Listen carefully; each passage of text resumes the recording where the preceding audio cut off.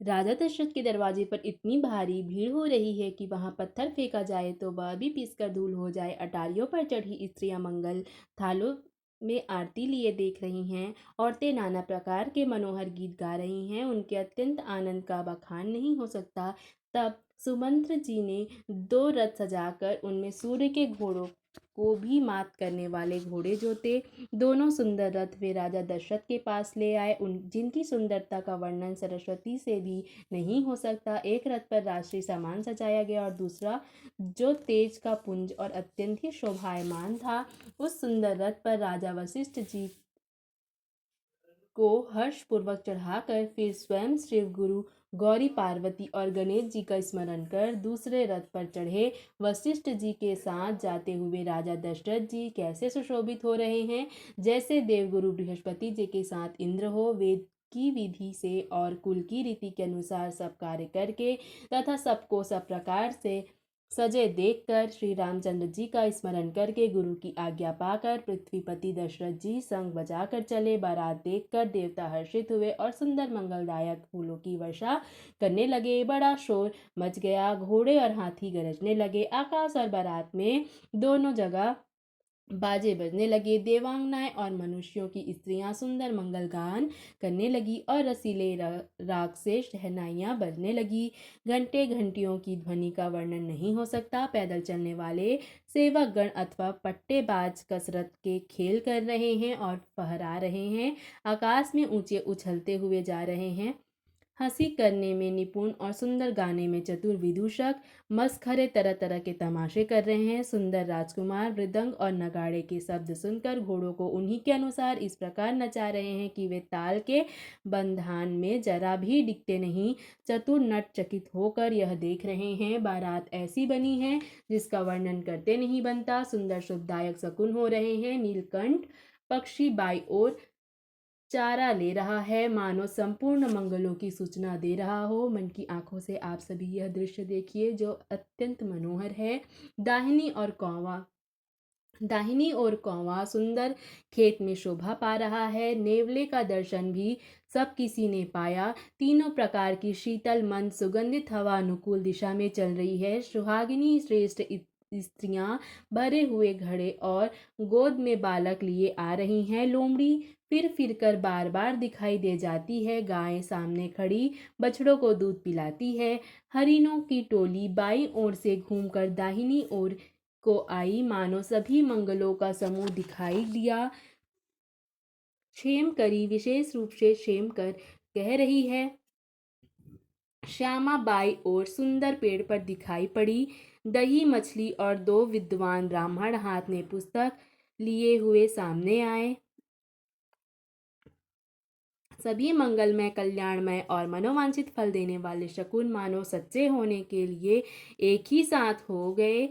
स्वयं सगुण ब्रह्म जिसके सुंदर पुत्र हैं, उसके लिए सब मंगल शकुन सुलभ है। जहाँ श्री रामचंद्र जी सरीखे दूल्हा और सीता जी जैसी दुल्हन है, दशरथ जी और जनक जी जैसे पवित्र समधी हैं।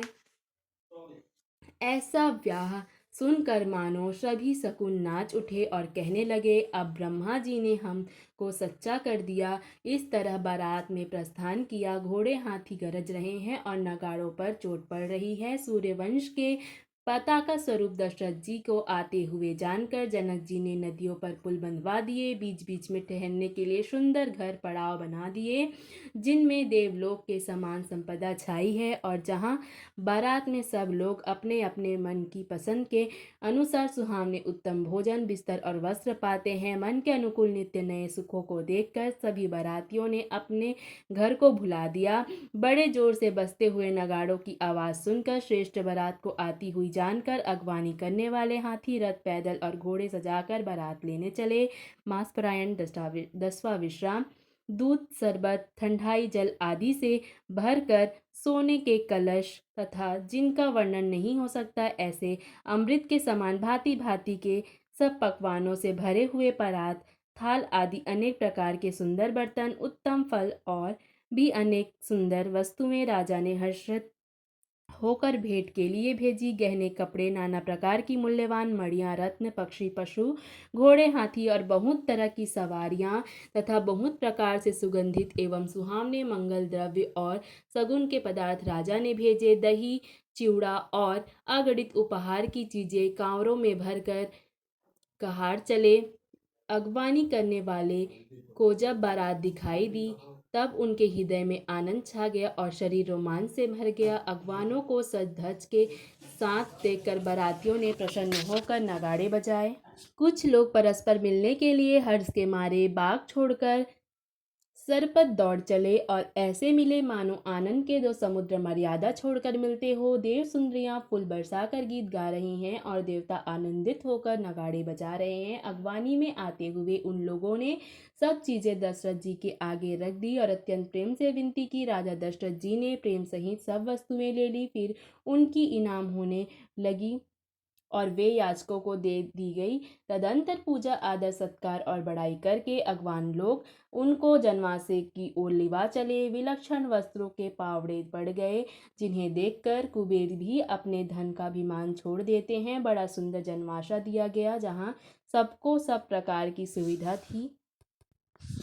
सीता जी ने बारात जनकपुर में आई जानकर अपनी कुछ महिमा प्रकट करके दिखाई। हृदय में स्मरण कर सिद्धियों को बुलाया और उन्हें राजा दशरथ जी की मेहमानी करने के लिए भेजा। सीता जी की आज्ञा सुनकर सब सिद्धियां जहाँ जनवासा था वहाँ सारी संपदा, सुख और इंद्रपुरी के भोग विलास को लिए हुए गई। बारातियों ने अपने अपने ठहरने के स्थान देखे तो वहाँ देवताओं के सब सुखों को सब प्रकार से सुलभ पाया। इस ऐश्वर्य का कुछ भी भेद कोई जान न सका। जनक जी की बड़ाई कर रहे हैं। श्री रघुनाथ जी यह सब सीता जी की महिमा जानकर और उनका प्रेम पहचान कर हृदय में हर्षित हुए। पिता दशरथ जी के आने का समाचार सुनकर दोनों भाइयों ने हृदय में महान आनंद समाता न था। संकोचवश वे गुरु विश्वामित्र जी से कह नहीं सकते थे, परंतु मन में पिताजी के दर्शनों की लालसा थी। विश्वामित्र जी ने उनकी बड़ी नम्रता देखी तो उनके हृदय में बहुत संतोष उत्पन्न हुआ। प्रसन्न होकर उन्होंने भाइयों को हृदय में लगा लिया। उनका शरीर पुलकित हो गया और आंखों में प्रेमाश्रु का जल भर गया। वे उस जनवासे की ओर चले जहाँ दशरथ जी थे, मानो सरोवर प्यासे की ओर लक्ष्य करके चला हो। जब राजा दशरथ जी ने पुत्रों सहित मुनि को आते देखा, तब वे हर्षित होकर उठे और सुख के समुद्र में था हंसी लेते हुए चले। पृथ्वीपति दशरथ जी ने मुनि की चरण धूलि को बारंबार सिर पर चढ़ाकर उनको दंडवत प्रणाम किया। विश्वामित्र जी ने राजा को उठाकर हृदय से लगा लिया और आशीर्वाद देकर कुशल पूछी। फिर दोनों भाइयों को दंडवत प्रणाम करते हुए देखकर राजा के हृदय में सुख समाया नहीं। पुत्रों को उठाकर हृदय से लगाकर उन्होंने अपने वियोग जनित दुसह दुख को मिटाया, जैसे मृतक शरीर को प्राण मिल गए हो। फिर उन्होंने वशिष्ठ जी के चरणों में सिर झुकाया। मुनि श्रेष्ठ ने प्रेम के आनंद में उन्हें हृदय से लगा लिया। दोनों भाइयों ने सब ब्राह्मणों की वंदना की और मन भाए आशीर्वाद पाए। भरत जी ने छोटे भाई शत्रुघ्न सहित श्री रामचंद्र जी को प्रणाम किया। श्री रामचंद्र जी ने उन्हें उठाकर हृदय से लगा लिया। लक्ष्मण जी दोनों भाइयों को देखकर हर्षित हुए और प्रेम से परिपूर्ण हुए शरीर से उनसे मिले। तदंतर परम कृपालु और विनयी श्री रामचंद्र जी अयोध्या वासियों, कुटुंबियों, जाति के लोगों, याचकों, मंत्रियों और मित्रों सभी से यथायोग्य मिले। श्री रामचंद्र जी को देखकर बारात शीतल हुई। प्रीति की रीति का बखान नहीं हो सकता। राजा के पास चारों पुत्र ऐसी शोभा पा रहे हैं मानो अर्थ, धर्म, काम और मोक्ष शरीर धारण किए हुए हो। पुत्रों सहित दशरथ जी को देखकर नगर के स्त्री पुरुष बहुत ही प्रसन्न हो रहे हैं। देवता फूलों की वर्षा करके नगाड़े बजा रहे हैं और अप्सराएं गाकर नाच रही हैं। अगवानी में आए हुए शतानंद जी, अन्य ब्राह्मण, मंत्रीगण, मागध, श्रुत, विद्वान और भाटों ने बारात सहित राजा दशरथ जी का आदर सत्कार किया और फिर आज्ञा लेकर वे वापस लौटे। बारात लगने के दिन से पहले आ गई है, इससे जनकपुर में अधिक आनंद छा रहा है। सब लोग ब्रह्मांड को प्राप्त कर रहे हैं और विधाता से मनाकर कहते हैं कि दिन रात बड़े हो जाए।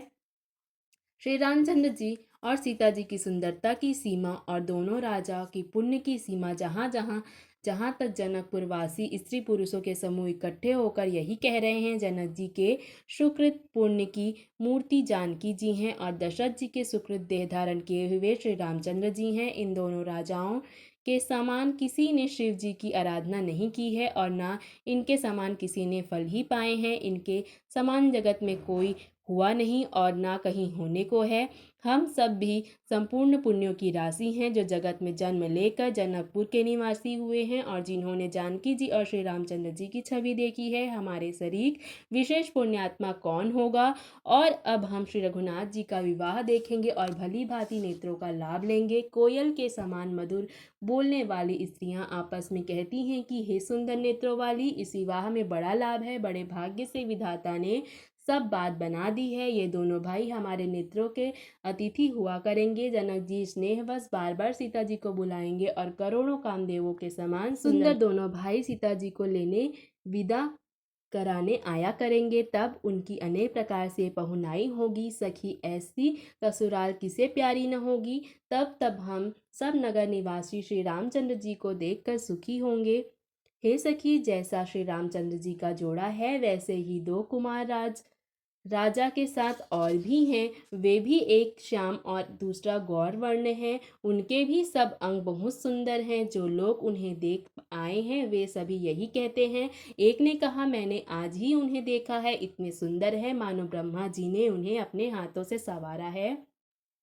भरत तो श्री रामचंद्र जी की ही शक्ल सूरत के हैं। स्त्री पुरुष उन्हें सहसा पहचान नहीं सकते। लक्ष्मण और शत्रुघ्न दोनों का एक रूप है। दोनों के नख से शिख तक सभी अंग अनुपम हैं। मन को बड़े अच्छे लगते हैं पर मुख से उनका वर्णन नहीं हो सकता। उनकी उपमा के योग्य तीनों लोकों में कोई नहीं है। तुलसीदास जी कहते हैं कि कवि और कोविद अर्थात विद्वान कहते हैं, इनकी उपमा कहीं नहीं कोई नहीं है। बल, नियम, विद्याशील और शोभा के समुद्र इनके समान ये ही हैं। जनकपुर की सब स्त्रियां आंचल पसार कर विधाता को यह वचन सुनाती हैं कि चारों भाइयों का विवाह इसी नगर में हो और हम सब सुंदर मंगल गावें। आंखों में प्रेमाश्रुओं का जल भर कर पुलकित शरीर से स्त्रियां आपस में कह रही हैं कि हे सखी, दोनों राजा पुण्य के समुद्र हैं। त्रिपुरारी शिव जी सब मनोरथ पूर्ण करेंगे। इस प्रकार सब मनोरथ कर रही हैं और हृदय को उमंग उमंग भर उत्साहपूर्वक आनंद से भर रही हैं। सीता जी के स्वयंवर में राजा आए थे। उन्होंने भी चारों भाइयों को देखकर सुख पाया। श्री रामचंद्र जी का निर्मल और महान यश कहते हुए राजा लोग अपने अपने घर गए। इस प्रकार कुछ दिन बीत गए। जनकपुर निवासी और बाराती सभी बड़े आनंदित हैं। मंगलों का मूल लग्न का दिन आ गया। हेमंत ऋतु और सुहावना अघन का महीना था। ग्रह, तिथि, नक्षत्र, योग और वार श्रेष्ठ थे। लग्न मुहूर्त शोध कर ब्रह्मा जी ने उस पर विचार किया और उस लग्न पत्रिका को नारद जी के हाथ जनक जी के यहाँ भेज दिया। जनक जी के ज्योतिषियों ने भी यही गणना कर रखी थी। जब सब लोगों ने यह बात सुनी तब वे कहने लगे, यहाँ के ज्योतिषी भी ब्रह्मा ही हैं। निर्मल और सभी सुंदर मंगलों की मूल गोधूली की पवित्र बेला आ गई और अनुकूल शकुन होने लगे। यह जानकर ब्राह्मणों ने जनक जी से कहा। तब राजा जनक ने पुरोहित शतानंद जी से कहा कि अब देर का क्या करना कारण है। तब शतानंद जी ने मंत्रियों को बुलाया। वे सब मंगल का सामान सजा कर ले आए।